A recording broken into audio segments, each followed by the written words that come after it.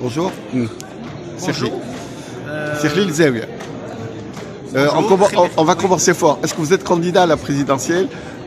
Non, je ne suis pas candidat à la présidentielle. Je suis candidat pour les élections législatives dans la circonscription de Tunis 1 en tant que tête de liste du parti. Très bien. Aujourd'hui, donc, on a un nouvel agenda du fait du décès de notre président. Donc, on va avoir des élections présidentielles anticipées. Et l'instance supérieure indépendante pour les élections, l'ISI, a proposé un nouvel agenda. Qui semble un peu serré pour tout le monde. Il est très serré puisque la Constitution est claire. Il faut 90 jours au maximum pour qu'on ait un président élu. Et donc aujourd'hui, la priorité va à l'élection présidentielle pour qu'on reste respectueux envers la Constitution. Et ça, c'est important pour établir un état de droit.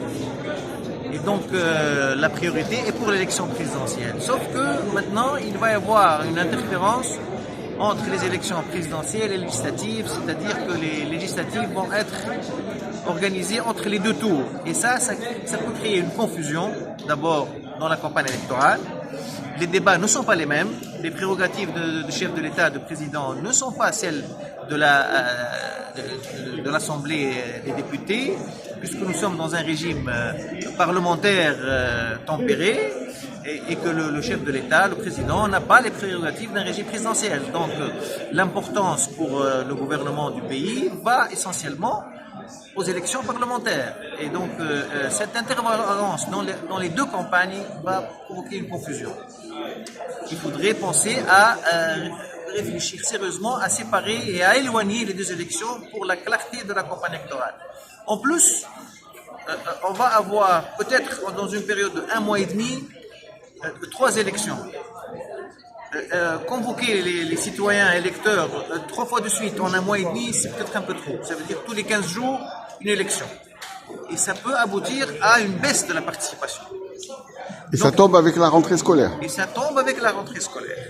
Donc, peut-être qu'aujourd'hui, la priorité va à l'élection présidentielle, certainement, pour qu'on soit respectueux de la Constitution, et peut-être réfléchir à décaler les élections législatives au mois de novembre.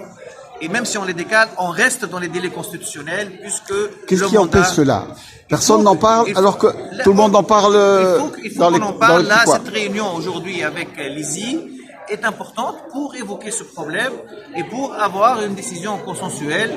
C'est vrai que l'ISI est indépendante dans ses décisions, mais aujourd'hui, on ne peut pas uniquement modifier l'agenda des élections présidentielles sans tenir compte des législatives.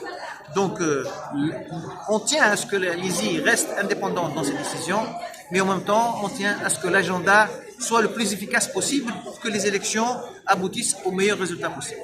Pour revenir à Attacat a une nouvelle équipe, très jeune, très dynamique, mais on ne la voit pas encore.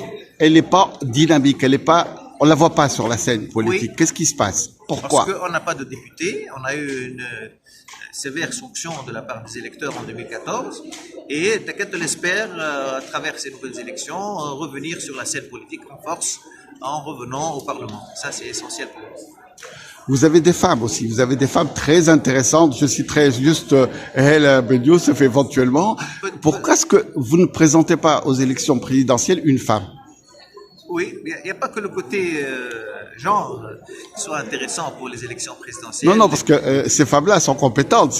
Oui, tout à fait, tout à fait. Bon, c'est peut-être qu'elles ne se sentent pas encore prêtes elles-mêmes. Il faudrait qu'elles soient... Parce que l'élection présidentielle, c'est quand même...